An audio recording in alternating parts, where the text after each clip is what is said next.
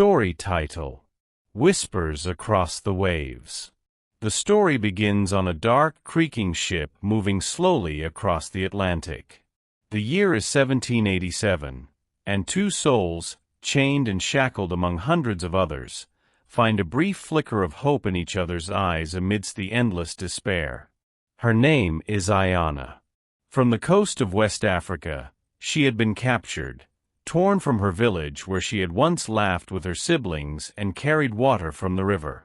Her dark eyes are still fierce and alive, though she hides the fear and grief that her body carries. He is called Kwame, a tall, sturdy man with gentle eyes and a quiet strength that belies the horrors he has already endured.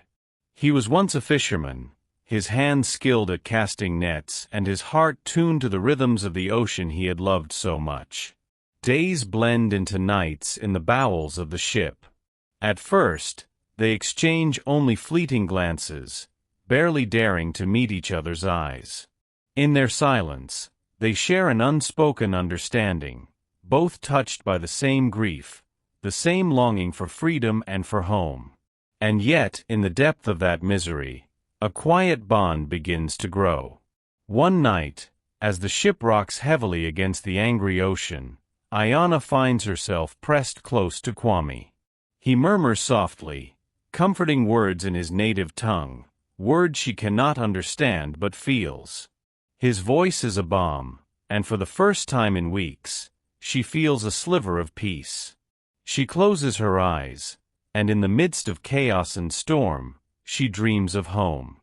As days turn into weeks, Kwame and Ayana start to look forward to those moments, those seconds stolen away from the guard's watchful eyes. They begin to talk in whispers. Kwame tells her of his village by the sea, where he would sit on the shore and watch the sun dip below the horizon. Ayana shares memories of her own, painting images of her family, of dancing in the moonlight during village festivals. One day, in the dim light, he reaches out, and their fingers brush, lingering for just a moment longer than intended. It is a small act of rebellion, a fleeting touch, but for them it's a promise of strength, of hope, of a will to survive. In that touch, they both silently vow to endure, to bear the pain and sorrow, and to hold on to whatever fragments of themselves remain.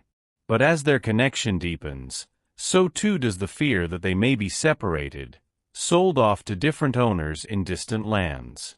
Each moment grows more precious, each glance and whispered word a desperate attempt to etch their love into memory, a love forged in darkness and suffering. One night, the ship hits a violent storm, and in the chaos, the guards lose control. Water floods the lower decks, and for a terrifying moment, Kwame and Ayana find themselves pressed against each other in the cold, rising water. He wraps his arms around her, holding her tightly as they brace for whatever fate has in store. But as the storm subsides, they survive, clinging to the wooden beams as the water drains away. They realize then that they have come too far to let go of each other, no matter what lies ahead. Days later, the ship finally reaches its destination. They are lined up, examined, and prepared for auction. In that final moment, as they are pulled in different directions, they look into each other's eyes, holding on to every last fragment of their memories together. And though their bodies are torn apart, the love they have shared becomes an eternal flame, a light that will guide them through whatever darkness comes next. And so, even as they are separated, the bond they have formed endures, a defiant spark that no chain or shackle could ever extinguish. Remember to hit like and subscribe. Love for all and all for love.